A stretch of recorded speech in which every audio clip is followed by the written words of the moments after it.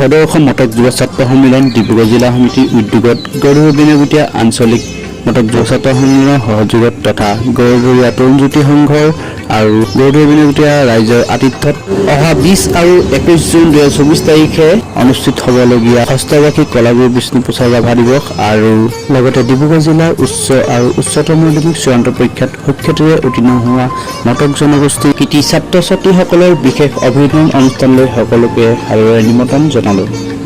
এইবাৰ ৰাভা দিৱসৰ বিশেষ আকৰ্ষণীয় প্ৰতিযোগিতাসমূহৰ ভিতৰত চিত্ৰাংকন, ৰচনা, কবিতা আবৃত্তি, কুইজ, ৰাভা সংগীত আৰু সৃষ্টিমূলক নৃত্য।